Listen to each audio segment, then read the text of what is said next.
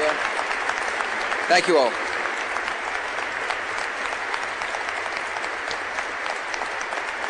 Please be seated.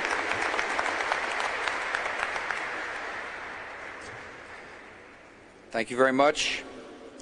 Today, America honors 29 Native Americans who, in a desperate hour, gave their country a service only they could give.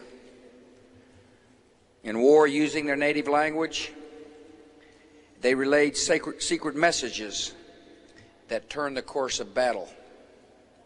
At home, they carried for decades the secret of their own heroism.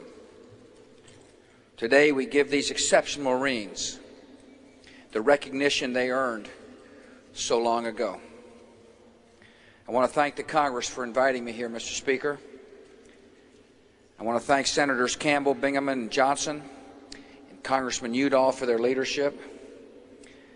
I want to thank Sergeant Major McMichael, distinguished guests, ladies and gentlemen, welcome to Washington, D.C. The gentlemen with us, John Brown, Chester Nez, Lloyd Oliver, Alan Dale June, and Joe Palmer, represented by his son Kermit, are the last of the original Navajo Code Talkers. In presenting gold medals to each of them, the Congress recognizes their individual service, bravely offered and flawlessly performed.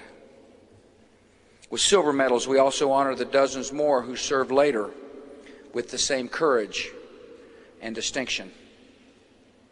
And with all these honors, America pays tribute to the tradition and community that produced such men, the great Navajo Nation. The paintings in this rotunda tell of America and its rise as a nation. Among them are images of the first Europeans to reach the coast and the first explorer to come upon the Mississippi. But before all these firsts on this continent, there were the first people. They are depicted in the background as if extras in the story. Yet their own presence here in America predates all human record. Before others arrived, the story was theirs alone. Today we mark a moment of shared history and shared victory. We recall a story that all Americans can celebrate and every American should know. It is a story of ancient people called to serve in a modern war. It is a story of one unbreakable oral code of the Second World War, messages traveling by field radio on Iwo Jima, in the very language heard across the Colorado Plateau centuries ago. Above all is the story of young Navajos who brought honor to their nation and victory to their country. Some of the code talkers were very young, like Albert Smith, who joined the Marines at 15. In order to enlist, he said I had to advance my age a little bit. At least one code talker was over age, so he claimed to be younger in order to serve. On active duty, their value was so great and their orders so sensitive that they were closely guarded. By war's end, some 400 Navajos had served as code talkers. 13 were killed in action, and their names too are on today's Roll of Honor. Regardless of circumstances, regardless of history, they came forward to serve America. The Navajo Code itself provides part of the reason.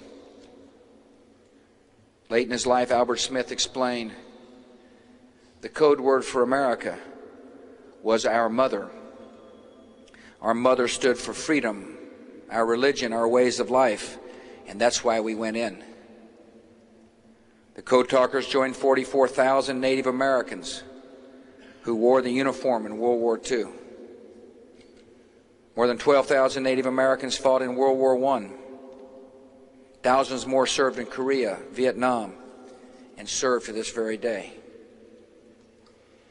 24 Native Americans have earned the highest military distinction of all, the Medal of Honor, including Ernest Childers, who was my guest at the White House last week. In all these wars and conflicts, Native Americans have served with the modesty and strength and quiet valor their tradition has always inspired. That tradition found full expression in the Code Talkers, in those absent, and in those with us today. Gentlemen, your service inspires the respect and admiration of all Americans, and our gratitude is expressed for all time in the medals it is now my honor to present.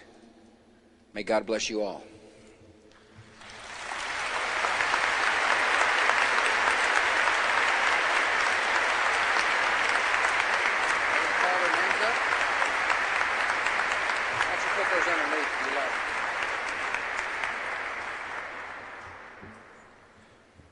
Would the four honorable Code Talkers please come forward?